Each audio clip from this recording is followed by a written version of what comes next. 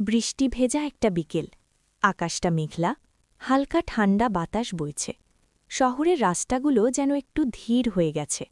সবাই ছুটছে, কিন্তু সময়টা যেন থেমে আছে কোথাও। আর ঠিক সেই সময় অর্ণব প্রথম তাকে দেখেছিল। বাসস্ট্যান্ডে দাঁড়িয়েছিল সে, একটা নীল রঙের শাড়ি, ভেজা চুল, আর চোখে যেন হাজারটা গল্প লুকিয়ে আছে। অর্ণব জানত না কেন, কিন্তু সেই মুহূর্তে তার মনে হল এই মেয়েটা আলাদা। অর্ণব কখনো এমন অনুভূতি পায়নি আগে।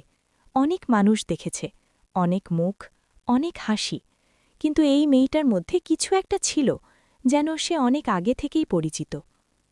মেয়েটা একটু হাসল, পাশের বান্ধবীর সাথে কথা বলতে বলতে। সেই হাসিটা অর্ণবের মনে গেঁথে গেল, যেন সময় থেমে গেল কয়েক সেকেন্ডের জন্য। এটা কি সত্যি? নিজেকে প্রশ্ন করল অর্ণব। প্রথম দেখাতেই কি কেউ এভাবে কাউকে ভালোবেসে ফেলতে পারে? বাস এলো, সবাই উঠে পড়ল। অর্ণবও উঠল, কিন্তু তার চোখ তখনও সেই মেয়েটার দিকে। হঠাৎই একটা ঝাঁকুনি, বাস ব্রেক করল। মেয়েটা একটু হেলে পড়ল, আর অর্ণব অজান্তেই তার হাতটা ধরে ফেলল। একটা অদ্ভুত নীরবতা তৈরি হল। তাদের চোখে চোখ পড়ল। সেই চোখে যেন হাজারটা কথা, অজানা, অচেনা, অথচ খুব কাছের। মেয়েটা হালকা করে বলল, থ্যাংক ইউ। অর্ণব কিছু বলতে পারল না, শুধু মাথা নাড়ল। সেই দিনটা শেষ হয়ে গেল, কিন্তু অর্ণবের জন্য যেন সব কিছু বদলে গেল। পরের দিন অর্ণব আবার সেই বাসস্ট্যান্ডে গেল। জানত না কেন যাচ্ছে, কিন্তু মনে হচ্ছিল সে আসবে। মিনিট গড়িয়ে ঘণ্টা হল, বৃষ্টি নামল আবার, কিন্তু মেয়েটা এলো না। হতাশ হয়ে ফিরে যাচ্ছিল, ঠিক তখন, আপনি কি কাউকে খুঁজছেন? পেছনে ফিরে তাকিয়ে অর্ণব অবাক। সেই মেয়েটা। আজ সে অন্যরকম, সাদা একটা ড্রেস, চুল খোলা, আর মুখে সেই পরিচিত হাসি। অর্ণব একটু লজ্জা পেয়ে বলল, না, মানে, হ্যাঁ, আসলে। মেয়েটা হেসে বলল, আমিও ভেবেছিলাম আপনি আসবেন। অর্ণবের হৃদয়টা যেন হঠাৎ জোরে ধুকপুক করতে লাগল। আপনি আমার নামও জানেন না, অর্ণব বলল। তাহলে বলুন, মেয়েটা বলল। আমি অর্ণব, আমি মেঘলা। নামটা শুনেই অর্ণব হাসল। মেঘলা, ঠিক আপনার মতোই। তারপর শুরু হলো তাদের গল্প। প্রতিদিন দেখা, ছোট ছোট কথা, একসাথে চা খাওয়া, বৃষ্টিতে ভিজে হাঁটা। অর্ণব বুঝতে পারছিল সে সত্যিই ভালোবেসে ফেলেছে। আর মেঘলা, তার চোখে, তার হাসিতে, তার নীরবতায়, সবকিছুতেই যেন ভালোবাসা লুকিয়েছিল। একদিন মেঘলা বলল, অর্ণব, যদি একদিন আমি হঠাৎ হারিয়ে যাই, তুমি কি আমাকে খুঁজবে?